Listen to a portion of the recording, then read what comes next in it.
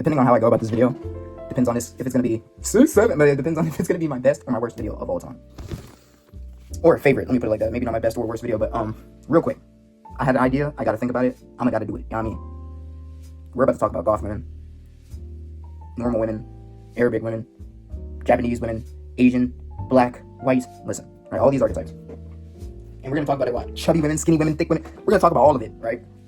And here's what I gotta say real quick. I made a post on Instagram just a few minutes ago saying, well, I'm watching this show, and if you guys don't know the name of the show, it's MTV Downtown. I'm still watching it right now, I have it paused. But the main character, Alex, likes this girl named Serena, I think, or Sabrina. I don't remember what it is right now. My head is a little mushy. But what I was basically saying was they're fetishizing, or they're kind of like seeing her as like this goddess. And yeah, everybody in the show is like, oh my god, she's so bad, oh my god. And I was thinking, and I'm like, bro, that's weird. And even the girl herself said it's weird, the way that they look at her. And then I thought about it, and I was like, yo, me and my niggas was the same way last like few months ago, bro. I'm no better than them. That's crazy. Bro, it's crazy. Because I was thinking, I was like, alright, bro, what was it about goth girls that was like so enticing? I guess it was like the mystery. But like, if you really think about it, like if you genuinely sit down and like don't get horny for 5 seconds and think like, what is the appeal of goth women besides like their whole like, you know what I mean, their whole demographic being based around being dark and like mysterious. Like, I guess you could say their personality, but I mean, there's other normal like non-goth alt girls that have completely perfect personality. You could say it's also a preference. But once again, I'm talking about the people that fetishize it, or kind of like, bro, I need a goth girl, da da da. And like I said, I was that guy. And I'm telling you, the appeal really was, besides the pegging, the appeal really was at the time, goth girls were just like a holy grail, bro. Like, it was hard to get. Like, it seemed hard as hell to get. To find a cute goth girl was like, you know what I mean? Like, it was up there in the spectrum. So, but then you think about it, and like the same thing could be said for like redhead women. The same thing could be said for earthy black girls. Same thing can be said for ABGs. The same thing can be said for Middle Eastern girls that look bad as hell. Like, all archetypes have their own like top 3 builds. Like, you know what I'm saying? So it's really a science. And if I get too deep into it, I'm gonna be yapping for the next 5 hours. So I have to stay surface level with it. But guys, listen. What if we just, okay, let me put it like that. We're gonna go mathematically with this shit, right? I feel like at the current day and time, I'm gonna put the rankings on the table. Matter of fact, so I don't forget what I'm doing, let me like kind of put dots on this envelope, right? For goth woman, a bad goth woman, like a hot goth woman, a 10 out of 10 goth woman is better than a 10 out of 10 normal blonde, right? A normal blonde is not as good as a 10 out of 10, or actually, wait. 10 out of 10 goth girl is better than a 10 out of 10 blonde girl. Yeah. An 8 out of 10 blonde is better than an 8 out of 10 goth? No. So where does the mathematics come into play? That's the main question that I'm trying to get to right now.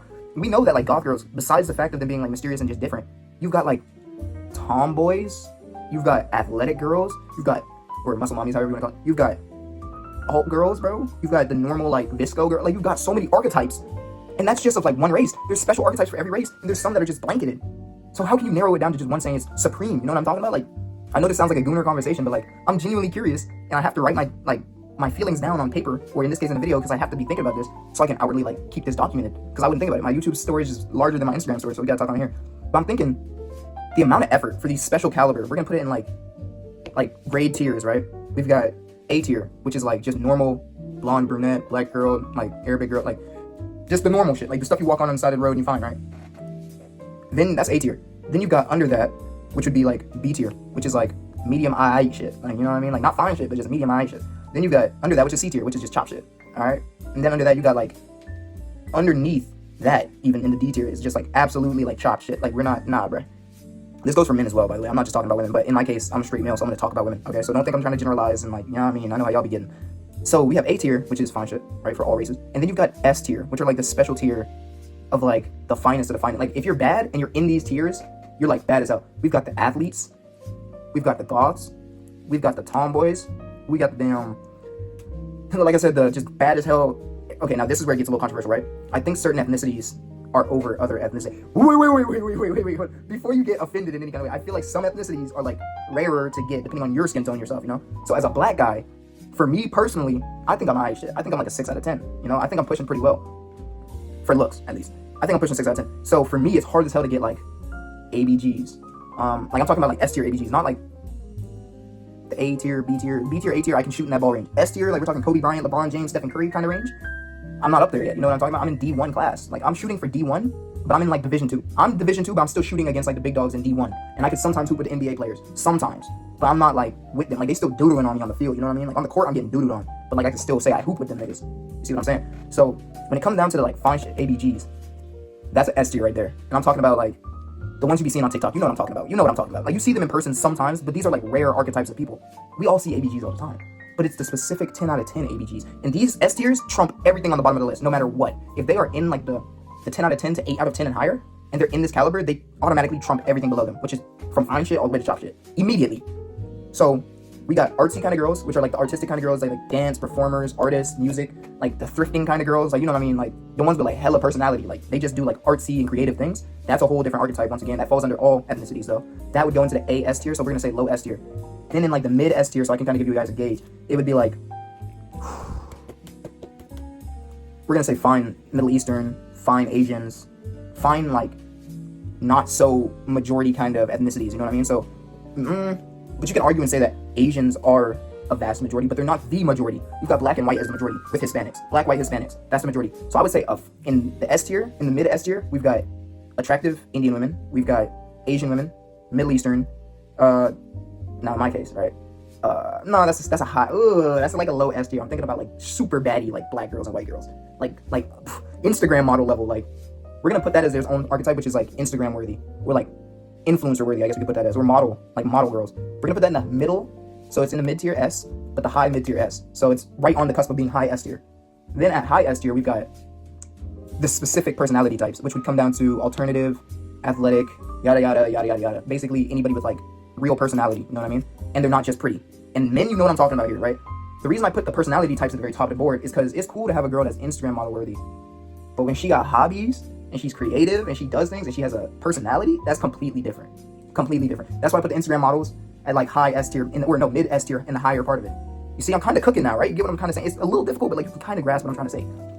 And then that applies for all the rankings. So we got A tier, B tier, C tier, D tier. All of those have their own 3 section, which is high, mid, low. High, mid, low, high being the higher echelon of that tier, mid being the middle tier, and then low being the lowest of that tier, obviously by name. So for chopped cheese, we would have them as like good personality, but she's chopped. And these are usually the girls that like you're talking to and you're friends with sometimes.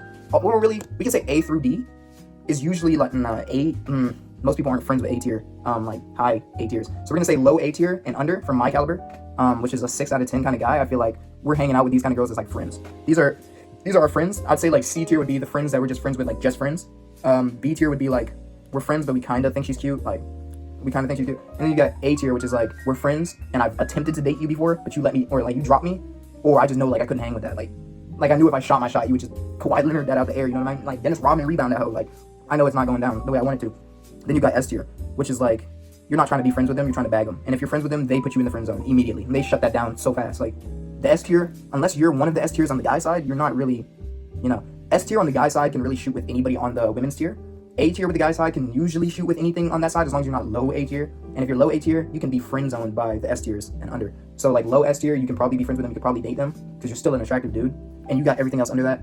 But when you start getting to the B tier is when you start cutting your options like crazy. When you're in the B tier, usually you're only shooting for mid-range Bs and down. When you're at, and that's for high B tier by the way. For C tier, I feel like you're just shooting for mid tier to low tier C and lower. And then for D tier, you're usually only getting D tier. Only D tier. Like S and A's, well that's crazy. S and the letter A's have the ability to basically shoot the whole range, besides like A's can't shoot high range S usually.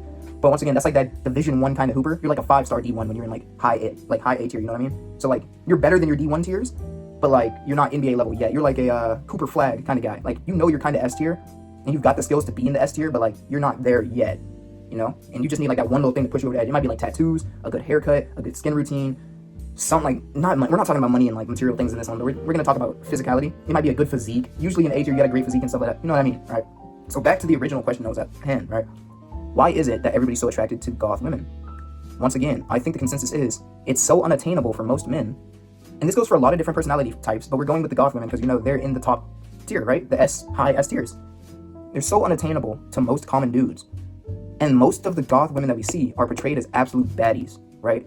Think of it like this: Raven from Teen Titans, the Vamp Sisters or whatever the hell from Scooby-Doo, Blackfire from Teen Titans, what's her name? Shigo or something from Kim Possible. We've got all these alternative women that are just bad as hell, right? So when we think of alternative, as a guy, when we think of alternative women, we think of those kind of girls. And we're like, yo, automatically we can't hit, like, we automatically can't hit that 3 ball. You know what I mean? We're not drilling that. And I'm not talking about like literally drilling. I'm talking like we ain't drilling that shot. Like, that's not going in. And 9 times out of 10, they're hard as hell to find. They're like scarcity, bro. Scarcity drives demand. The higher the value of the item, the less there is. And when it comes to the baddie goths in your area, there's probably maybe like 1,000 of them, 2,000 of them.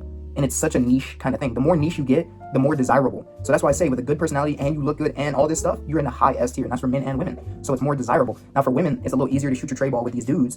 But for dudes, it's harder to shoot your tray ball with these girls. You know what I mean? Even if you're an S plus dude, you're not guaranteed an S plus woman. Compared to if you're an S plus woman, you can almost shoot for everything down the list. Matter of fact, I would argue that an A tier girl, an A tier plus girl, or a low A tier girl could shoot for an S plus girl. She might just not bag a relationship like long term, but she could bag one, an S plus dude. That could not be said for a dude on our side. An A minus dude is not shooting that high. You know what I mean? So A minus is not shooting for an S plus. Compared to if it was a girl, an A minus, an A or A plus could easily shoot for an S plus and usually bag them. You know what I mean? And I'm talking about girls like, in my opinion, my humble opinion, I would say like Sophie Rain is like an A.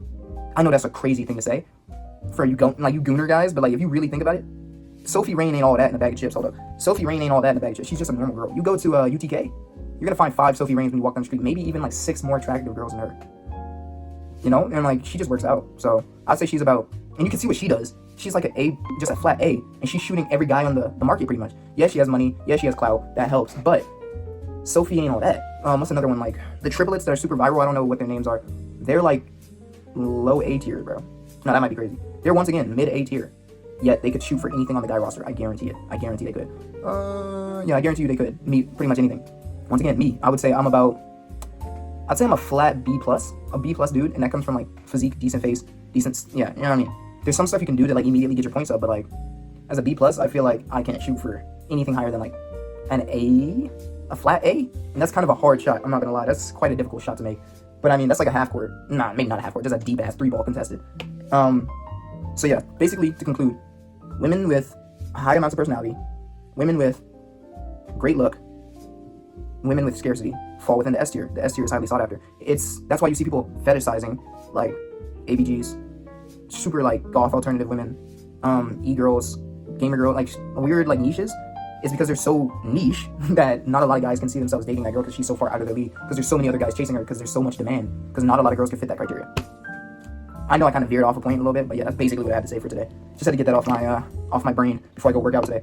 And I have to make a YouTube video later about what I did today. This doesn't count as my daily checkup, but just had to get that out to you guys. I love you guys, and I'll check out later. Peace.